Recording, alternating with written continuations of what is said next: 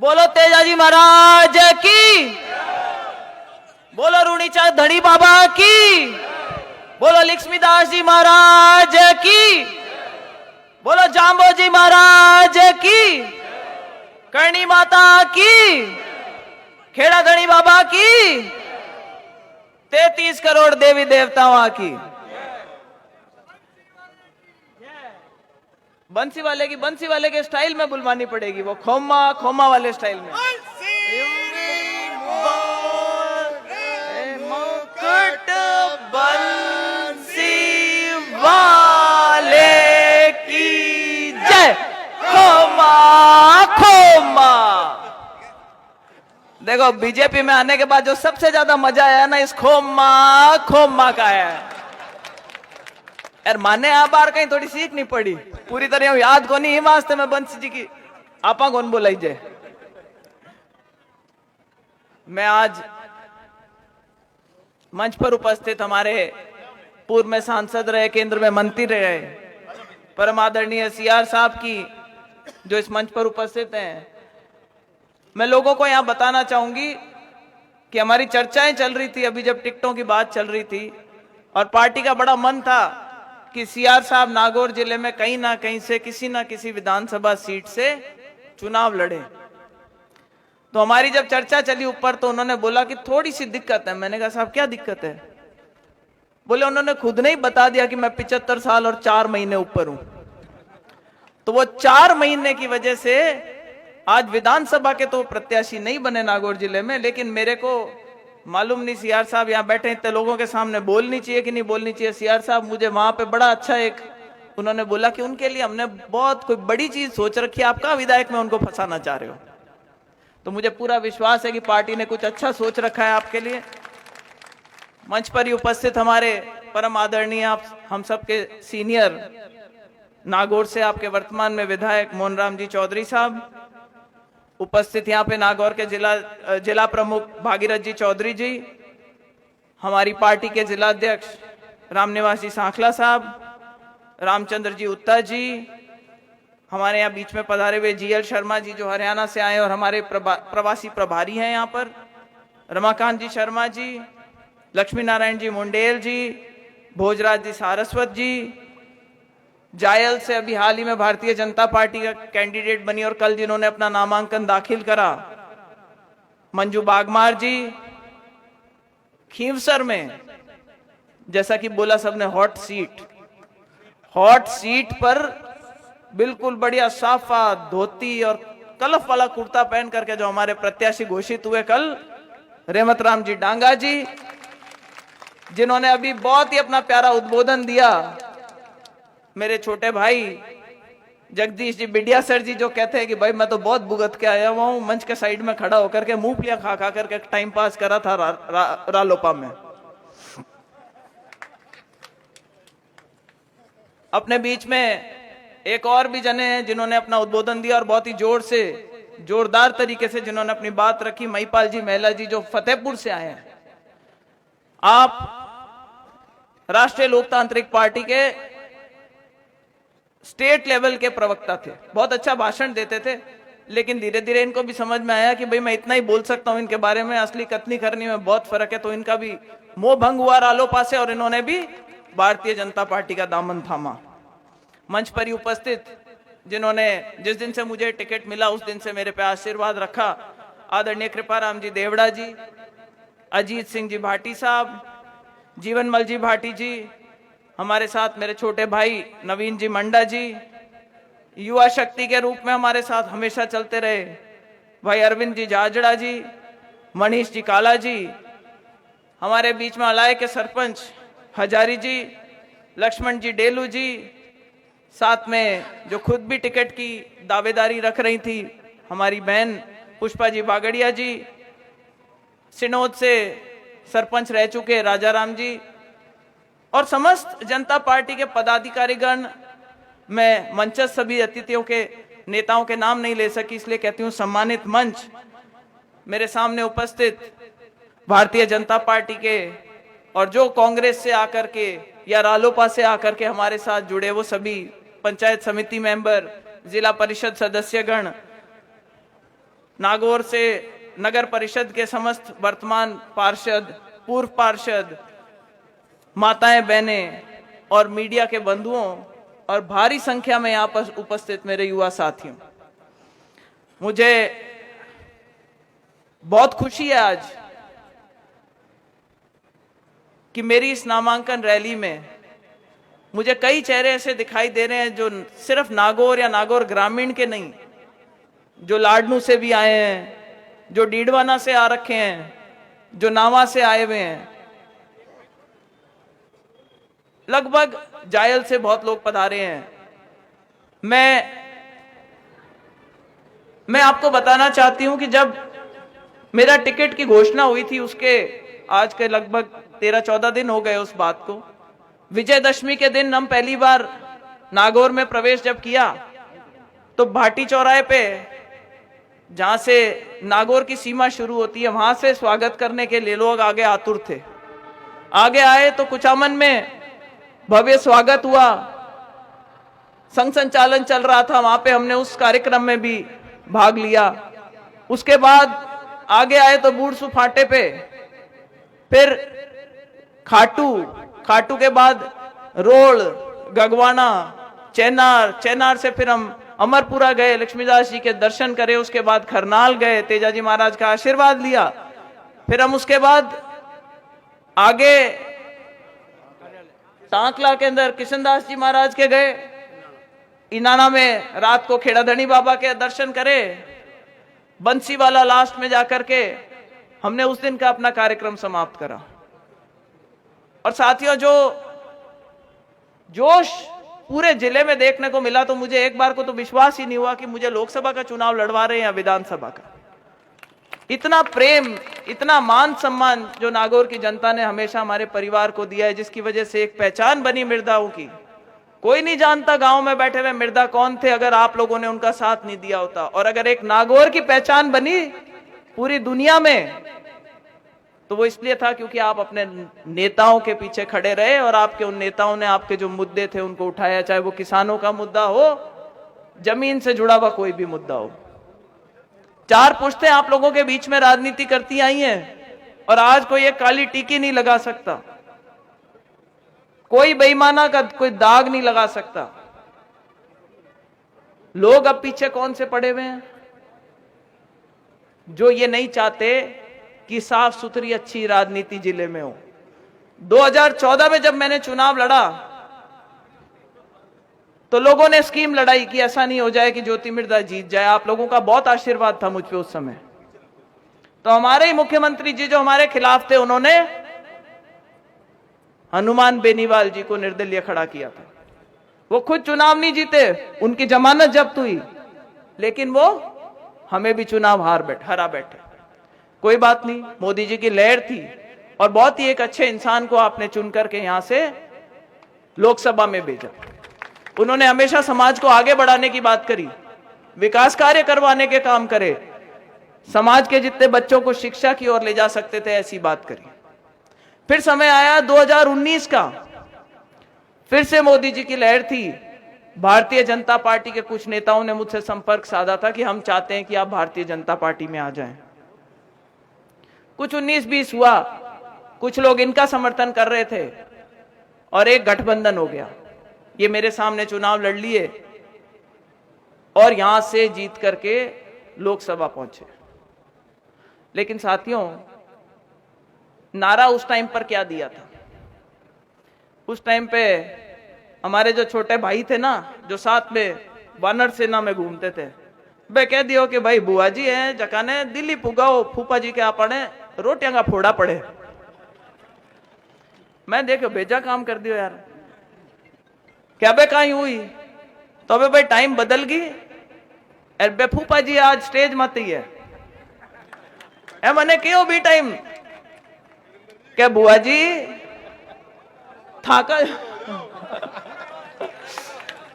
तो भाई नरेंद्र जी भी आज यही आश्वासन देने आए हैं, मेरे सासू जी भी, परिवार के और भी लोग बैठे हैं, सबने जिद करके मंच पे बुला लिया। ये आना नहीं चाहते थे मंच पे, पर इन्होंने भी कहा कि भाई ऐसा है, मैं तो एक टाइम खाना खाता हूं, कोई भी फल के पौधेगा, पर ये तेरे नागौर से जाए बाद जो तेरे भतीजे है ना, किसी को नशे की लत पड़ गई और किसी के कानूनी पीछे कार्रवाइयां हो रही है, तू जाकर के इनको एक बार फिर से संभाल।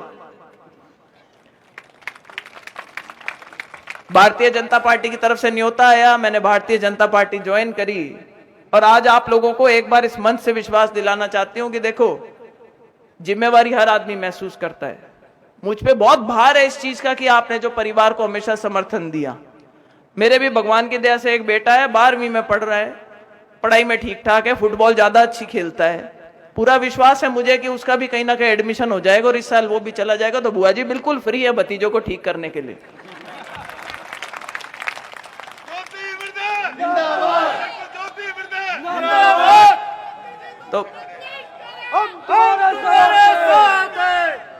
तो भाई परिवार की तरफ से पूरी छूट है, बिल्कुल फ्री है। सामने वालों ने उठा करके एक आरोप लगाया कि साहब 4 जनरेशन इनकी आ गई और यहां पे नेतागिरी कर गए, इनका हेडक्वार्टर पे मकान नहीं है। मैंने कहा 10 शहरों में ले रखा है, एक शहर में और सही। आने से पहले मकान खरीदा, रजिस्ट्री कराई और आज जब मैंने मेरा नामांकन दाखिल किया है तो 111 नंबर अमर सिंह कॉलोनी, स्थायी पता।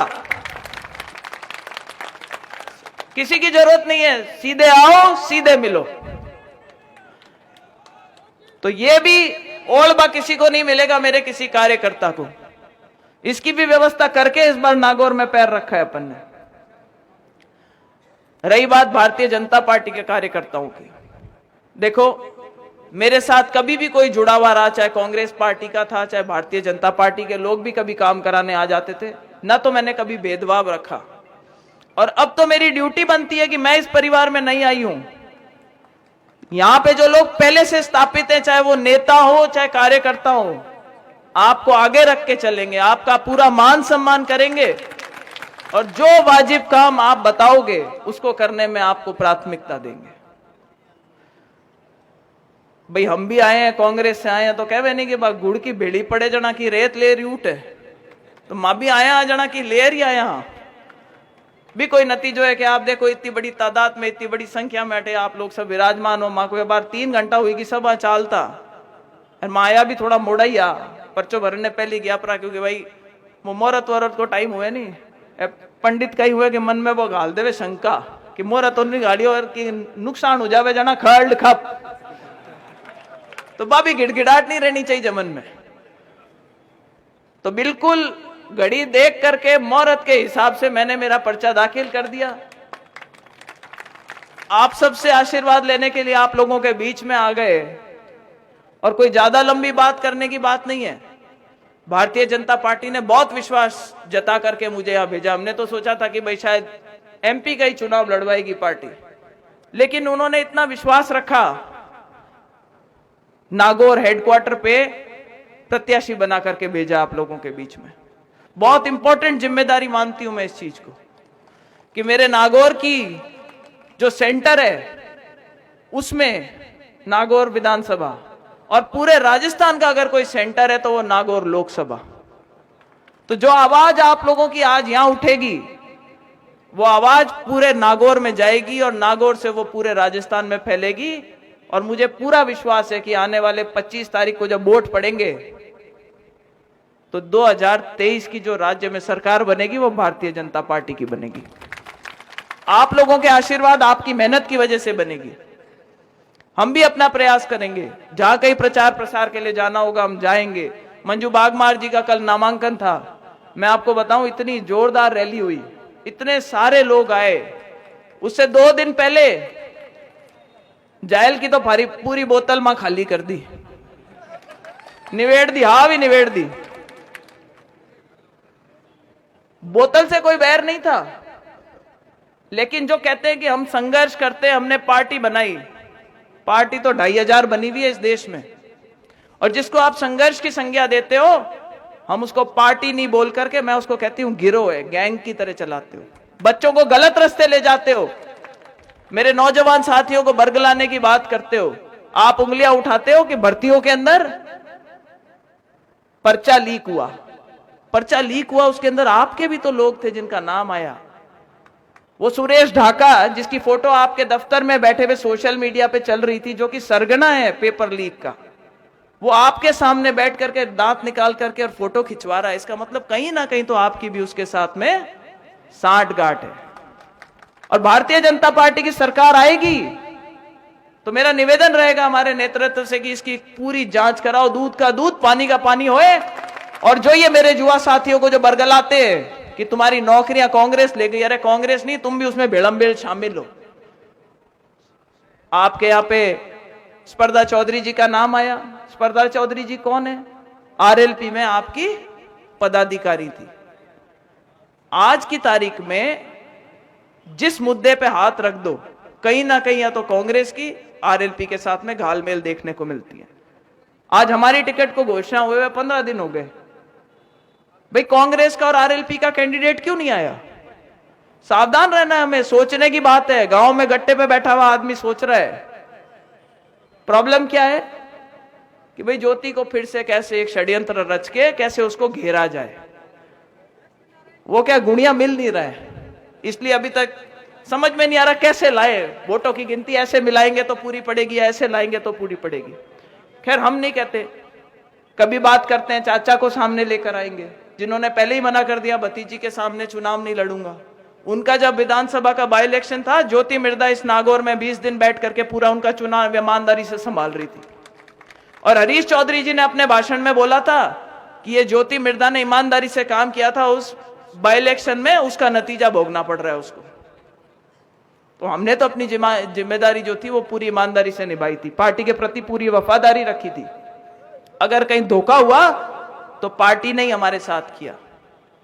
आरएलपी की बात करते कहते हैं बहुत ताकत है, कुछ भी करवा लेते हैं। वो करवाते कैसे है?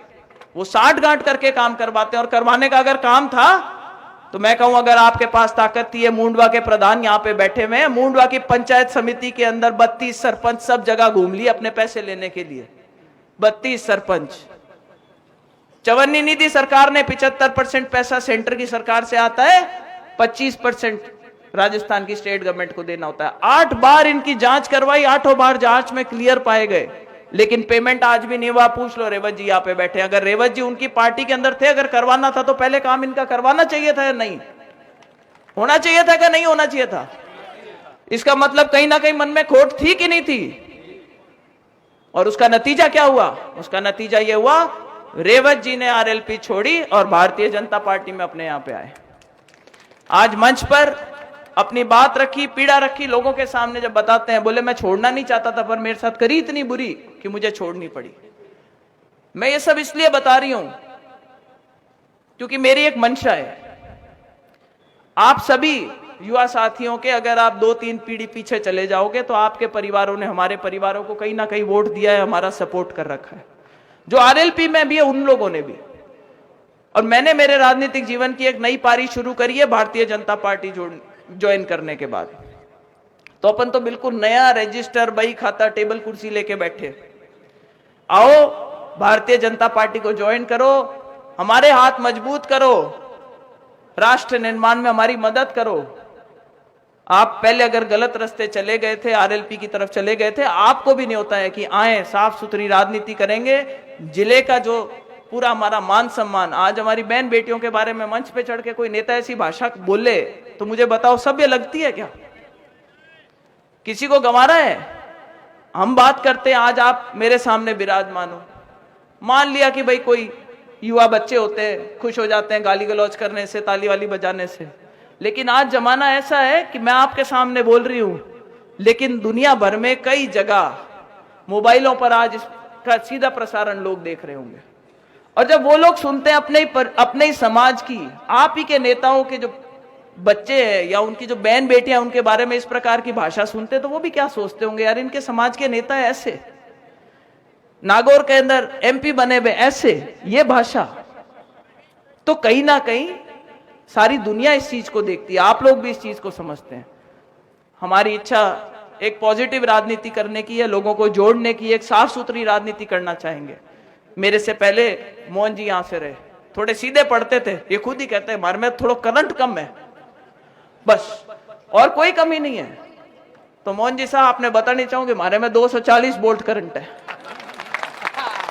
जरूरत पड़ी तो करंट भी काट दो, 440 ले लो, कोई दिक्कत नहीं।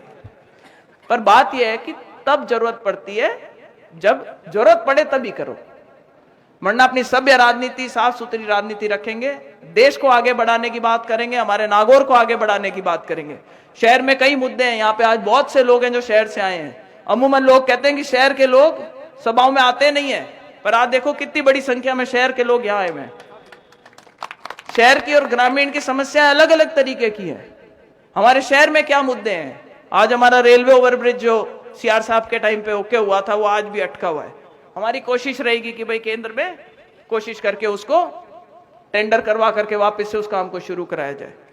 मेरे टाइम पर यहाँ पे हॉस्पिटल के पैसे मिले थे, नया हॉस्पिटल बनने की शहर में जरूरत जगह नहीं थी, थोड़ा दूर पड़ा है। आने वाले टाइम में शहर वहां तक बढ़ जाएगा, उसमें कोई दो राय नहीं है, लेकिन आज लोगों को थोड़ी सी असुविधा होती है। सबकी एक मंशा है कि जो पुराना अस्पताल था वहां पे एक आउटडोर या सैटेलाइट अस्पताल शुरू हो जाए। मेरा पूरा प्रयास रहेगा कि वहां पे एक अस्पताल शुरू हो, एक आउटडोर हो, जनाना अस्पताल, कुछ भी ऐसी व्यवस्था हो जाए कि ज्यादातर छोटे मोटे कामों के लिए लोगों को दूर तक नहीं जाना पड़े। शहर की अगर हम शक्ल देखें, भारतीय जनता पार्टी की सरकार आएगी, हम भी चाहेंगे अच्छी सड़कें बने, हम भी चाहेंगे यहाँ रोड लाइटें लगे। हेडक्वार्टर पे आओ तो ऐसा लगना चाहिए कि हम नागौर हेडक्वार्टर पे आए। मेरा प्रयास रहेगा। गांवों के अंदर देखते हैं, किसान पृष्ठभूमि से आते हैं आप सब लोग, ज्यादातर लोग जो यहाँ पर आए हुए, हमारी कोशिश रहेगी कि भाई प्रधानमंत्री बीमा योजना है, उसमें आप लोगों को ज्यादा से ज्यादा लाभ मिल सके। हमारी कोशिश रहेगी कि आपकी जो समस्याएं, चाहे मूंग को उठाने की बात हो, वो सही भाव के अंदर उठ सके। और भी कोई किसानों के मुद्दे आएंगे, आपके पानी बिजली की बात आएगी। जब मैं पहले भी सांसद थी, मैं नहर का पानी लेकर आई थी। आज जब मैं गांव में जाती हूँ, मुझे अच्छा लगता है कि ज्योति बाके तो घर घर में टूटियां कराए दे। तो वो पानी आया, इसीलिए लोगों की आगे उम्मीदें जगी हैं कि भाई शायद पानी आ गया गांव में, अब हमारे घर घर टूटी पहुंचनी चाहिए। तो मेरा पूरा प्रयास रहेगा कि गांव की जो मूलभूत सुविधाएं हैं उनकी उपलब्धता करवा सकूं। चिकित्सा की बात हो, स्कूलों में मास्टरों की बात हो, किसी स्कूल की कर्मोन्नति की बात हो, कहीं पशु चिकित्सालय की बात हो, मेरा प्रयास रहेगा कि मैं आप लोगों की आगे से आगे मदद कर सकूं। मंच पे बैठे सभी नेताओं का मार्गदर्शन मिलता रहेगा। ये लोग यहाँ से ज्यादा जुड़ाव रखते हैं, गली मोहल्ले तक की समस्या इनको पता है। और मैं इनको आश्वासन फिर से देना चाहती हूँ कि ज्योति मिर्धा फिर से कह रही है कि आप लोगों को आगे रख के और आपके जो विकास कार्य होंगे, आपके जो पर्सनल काम होंगे, उनको करेंगे। और लंबे भाषण देने का टाइम नहीं है। हम आए थे जब देव दर्शन का कार्यक्रम करा, गांव में गए, बहुत सी जगह दर्शन करने को मिले, लगभग अगले बाप जी मैंने आशीर्वाद दे दियो भाई। अब जनता जनार्दन ने जगह को आशीर्वाद बाकी है, वो मिली 25 तारीख कर के मिली। आप लोग गांव में जाओ, ज्योति मिर्धा बढ़ो, हमारे नाम वोट मांगो भी मिली। माँ को भी प्रयास रही अगली जगह गांव ढाणी तक पूग सका, आप लोगों का दर्शन कर सका, मिनका का दर्शन कर सका। पर भोलाउन जकी है वो आप लोगों ने देनी चाहूं कि आप जद कटे गांव में, शहर में, गली में पधारो, ज्योति मिर्धा बन एक हमारा नाम वोट मांगो। मैं कहूं आप मारे वास्ते एक कदम बढ़ाओ, मैं आप वास्ते 4 कदम बढ़ाऊंगा। राज तो भारतीय जनता पार्टी को आई, इनमें कोई शंका को नहीं, मने तो को नहीं, कोई है तो बताओ, कोई शंका है कहीं? राज तो आई, पक्की बात है। रापा भी मैं जोरदार भागीदारी निभावा, घना ही विकास कार्य करवाऊं आपकी देव। तो माने भी जिताओ, रेवत जी ने भी आपका कोई सगा गनाई था, रिश्तेदार की कोई बात हुए तो आप सगला ने कहो कि भारतीय जनता पार्टी ने वोट दो। मंजू जी ने भी जिताओ, मारो आप लोगों को वही निवेदन है। आप सगला का अटे दर्शन हुआ, आप सगला अटे पधारिया, लगभग 3 घंटा 3.5 घंटा सभा चल रही है, तब व्यवस्थित तरीका हुआ आप लोग सगला अटे विराजमान रही और माँ की बाता सुड़ी भी के वास्ते आप सगला को बहुत बहुत धन्यवाद करनी चाहूँ। अरे कर फेरू जोरदार तरीका हूं मैं, भारत माता की जय बुलाऊंगा और करंट काट दीजो थोड़ो, होनी नहीं चाहिए ठेठ कलेक्ट्रेट के पार। बोलो भारत माता की, भारत माता की। धन्यवाद।